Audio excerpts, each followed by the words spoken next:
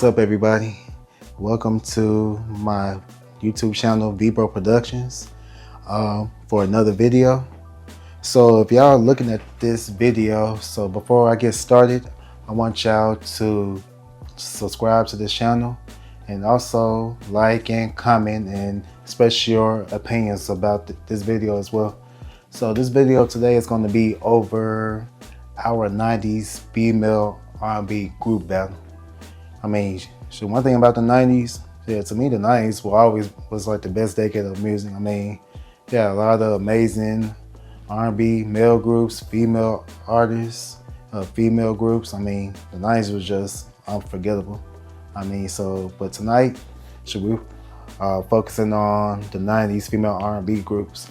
And what I'm gonna do is I'm gonna do like I did in my previous videos. I'm gonna do one group versus the other, and I'm gonna decide why I prefer this group and why. So let's get started. So who's gonna be first on this list? SWV versus Escape. You know, when they had that's a great battle. Yeah, you know what? Y'all know on Instagram they had that versus battle. I mean, shoot, the versus battle. I think to me that versus battle was one of the best ones to me. I mean, SWV and Escape, I mean, they both had killed it. So, I mean, even that night it was like a little impossible for me to choose who I prefer overall as a group. I think, everyone did amazing. Coco, Tamika, all of them, they did an amazing job on performing. But let me start with SWV. I've been knowing about SWV, from day one. I remember the first SWV song that I heard was "I'm So Into You," which is one of my favorite songs by them. I love that song, and then of course they had "Be Right Here," "Human Nature" with featuring Michael. One thing I want to tell y'all about "Be Right Here," the Human Nature version of SWV, was that if you notice that you hear Michael hitting the high notes with the and then it turns out that like SWV had reached out to Michael to get like a sample of Human Nature. And unlike any other artist who say if you're gonna sample my songs, you have to you gotta pay to do that, Michael allowed SWV to do that sample for free, which is that's one thing about Michael. I also love about him. He was very giving. So that's definitely a history y'all should know. For all you viewers that's watching right now, SWV didn't have to pay Michael anything. Michael was honored that they wanted to use do it like a remix of his Human Nature, and then he allowed them to do it for free. They have what other songs they had? "You're the One," yeah, "Can We Kick It Tonight?" I love that one. And what else? So of course, their biggest hit, "Weak." I mean, that song right there is just a pure classic. I mean, that's their biggest hit right there. And one thing I want to tell y'all about the song "Weak." Originally, that song wasn't written for SWV. That song was originally written for R&B icon Charlie Wilson. Yep, that's right, Charlie Wilson.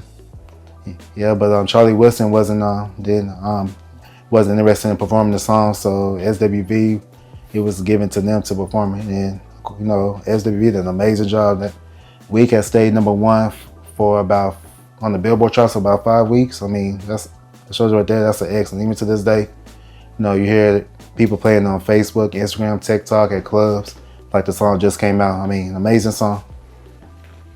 Escape on the other hand, so they had songs like "Kick Off Your," "Just Kicking It," yeah, and then they also have "Understanding." My favorite one by them is "Softest Place on Earth," which is, man, that's a very, very seductive song. And one thing I do want to tell y'all about their song "Softest Place on Earth" is that song was written by R&B legend Joe. I mentioned Joe in my previous video. Like he had the verses with Maxwell, and I ended up picking Joe over Maxwell. So yeah, Joe was responsible for writing "Softest Place on Earth" for Escape. I mean, yeah, Joe showed right there. He really showed by writing that song. He showed he was a really good, strong songwriter. Escape also had "Who Can I Run To," who was originally That was a remake by the Jones Girls. Yeah, which is me. I heard their version before I heard the Jones Girls version, but yeah, but that song right there, though, man. So I always loved that song as well. It's one of my favorite songs by them, even though that song is originally by them, but I still, I love their vocal performance on that one. But yeah, SWV versus Escape. Between them two,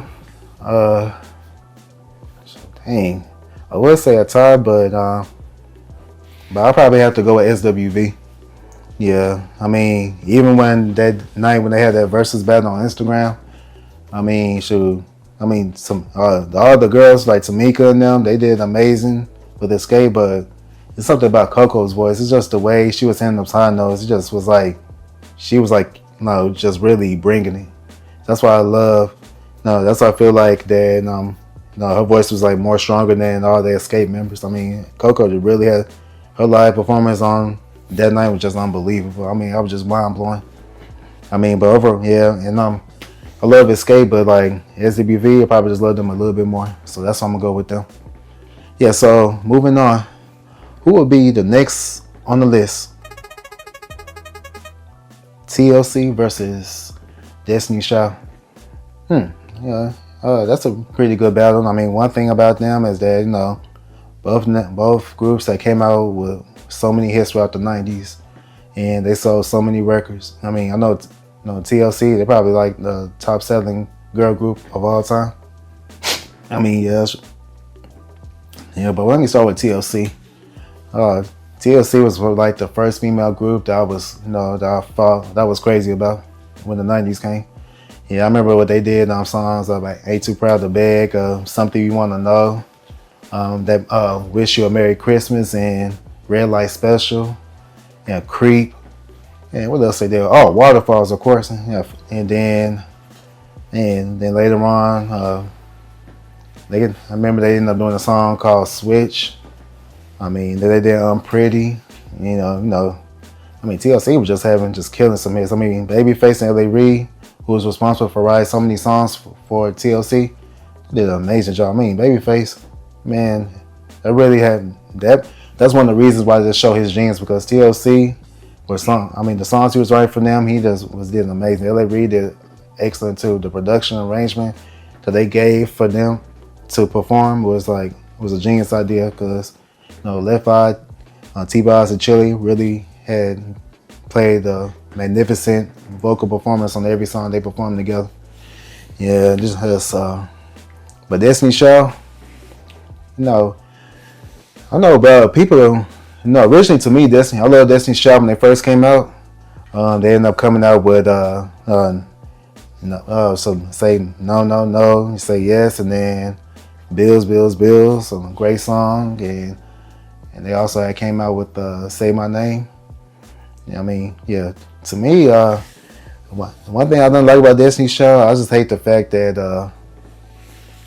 the two girls, which are Latavia and Latoya, they didn't stay in the group. I just feel like that, to me, the real Destiny Child to me will always be Beyonce, Kelly Rowland, Latavia, and Latoya. I mean, shoot, those are always going to be the Destiny Child to me. I mean, I love Michelle too, but I really never, even though she been with Destiny Child longer than Latavia and Latoya, I really didn't look at her as like the original member for Destiny Child. I mean, the original Destiny Child was like those four men that I mentioned. So, but but after Latoya and Latavia left, they still had some. Destiny Child was still growing. Obviously, they had Survivor, Independent Women, and then Soldier, which is Catered to You. I know that's some great songs as well. But I just wish that they had. I just feel like if Destiny Child, like with Latavia and Latoya, had stayed with Destiny Child the whole time, I feel like that Destiny Child could have been way more successful than what they are now. Even though they're like one of the biggest selling female groups of all time, I just feel like they would be bigger, what they are now. So that's why I really hate when Latoya left the group. But between Destiny Child and TLC, I mean, dang, that's a I love both groups overall. Even though I said what I said about the Destiny Child thing, but I mean, I still you know, hey, I'm not 100% sure. So I say that my answer for that one. I say vocally wise, Destiny Child. I say, but I say as far as like, yeah, I mean, definitely vocally. I mean, Beyonce, she definitely out sing all the other three members from TLC, but I say, I think like, man, that's a. I might do a tie on this one. Yeah, I mean, yeah, I probably had to go with a tie. I was crazy. I was crazy about TLC, but man, I was real crazy about Beyonce, Kelly Rowland, and Latavia, and Latoya when they came out. I mean, and they were just, man, I think like music wise, like, know, hey, sure, I'm still thinking about that. I'm like, I don't know if I should just stay with if it's a tie or go with one group or go on the other, but maybe I'll go. Maybe I'll go with. I'm gonna skip this one. Yeah, that's why I have to skip that one. Yeah, because I'm not able to choose on that one. Yeah, but let me move on to the next one. Oh, In Vogue versus Brownstone. Now that is a great battle right there. One thing both these female groups have in common, they both can sing their tails off. I mean, man, vocally, I feel like of all the female artists that came out in the 90s, there was the top two female, like vocally wise, the best female groups were In Vogue and Brownstone. I mean, there's not one female group that could out-sing neither group. And if you think I'm lying, I dare you to put in a comment on who could out-sing In Vogue and Brownstone in the 90s. I mean, shoot. I promise y'all won't find nobody. I mean, vocally, both of them was that group vocally. But let me start with In Vogue. And In Vogue was like the first, it was like the first female group in the 90s. You know, they ended up coming out with their first album, Born to Sing, and their first single, Hold On, which is, man, that's like one of my favorite songs by them. I mean, so I love how they did the Michael Jackson acapella, Who's Loving You. Yeah, I believe that was Terry that did it. I mean, Terry, Cindy, Maxine, Dawn, and the other. So they did an amazing job performing those songs. And yeah, I mean, one thing I love about In Vogue is that it was not, they didn't just have just one member that was just the lead singer. All four of them was a lead singer. They all had their leading part on a lot of the songs. And even to this day, there's never been no female group when every female member was a lead singer. I mean, Cindy was a lead singer, Maxine was a lead singer, Terry was a lead singer, and Don was a lead singer. I mean, that's just mind blowing.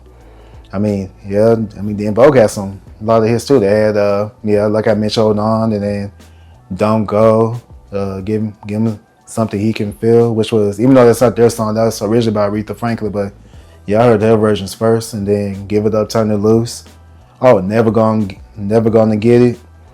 And what else they had? Oh yeah, they also had that song off of Set Off, Don't Let Go, which was their last single they did together before, Don ended up leaving the group and they started having their issues and stuff, unfortunately. But man, In Vogue was just man, mind blowing. And they, and of course they ended up doing like theme songs. Like they ended up doing a theme song for Hanging with Mr. Cooper off the first season, which is vocally, it was amazing on that one. And they also did the theme song for the hit show Rock. I mean, In Vogue was that group. Yeah, but I always did love In Vogue. But Brownstone, on the other hand, yeah, Brownstone, those women, they were phenomenal. Vocally, they were phenomenal.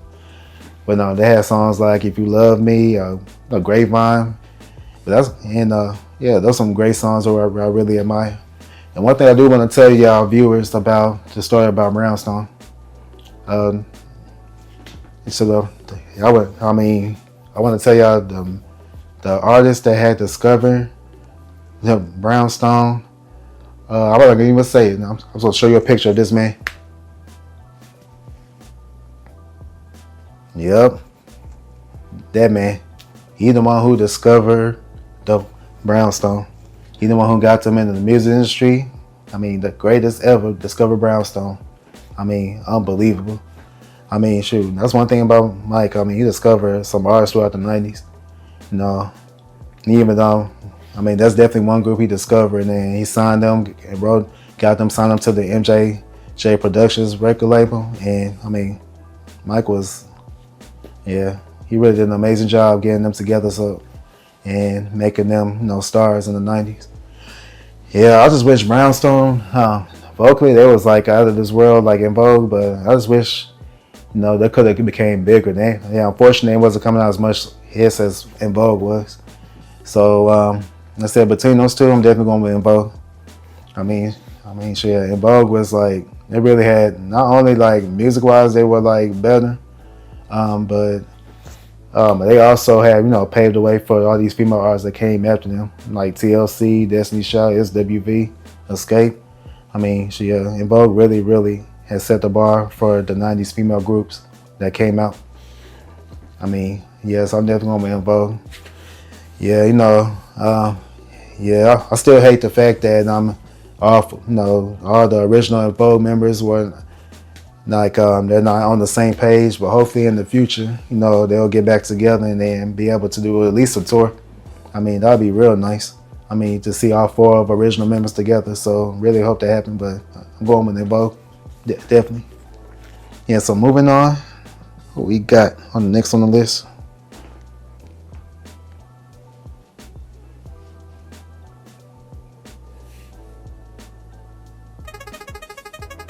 Oh, 702 versus Black. That's an interesting battle. I mean, shoot, yeah, both members had 3 girls. 702. Yeah, they had some great songs too. But the first song I remember they did was play that little game we played with Subway, featuring Subway. They was outside, they was all singing together, which was I mean, I'm always gonna remember them by that song because I remember so many memories when I was a little kid. Like me, even when I saw that video on BET, I was like, oh man, I was like, those girls were fine to me, and they still are. Yeah, 2 of the members, they were like identical twins.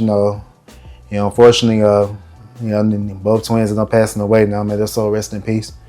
But 702, they had like this little game we played. They had Where My Girls At? Can We Get It Together? Yeah, Can We Get It Together? That's definitely like one of my favorites by them. So yeah, I like that one. Yeah, Black.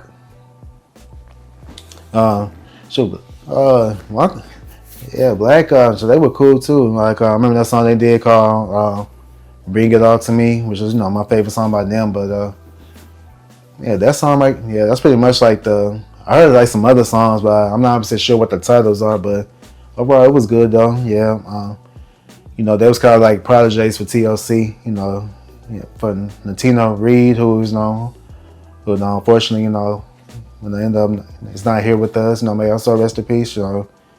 She was amazing with the group. She was like the rapper, like TLC, like Left Eye was a rapper for TLC. She was like the Left Eye for Black. So she did an amazing job with them. It's unfortunate, what happened to her in 2012. Yeah. I mean, yeah, but between them two, I'll probably say with 702. I'll probably have to pick that one because, I'm more familiar with their music than I am with Black. So yeah, I'm definitely have to go with 702 on that one.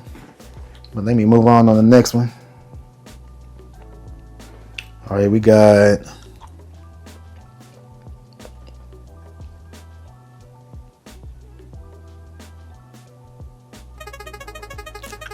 Changing Faces versus Zayn.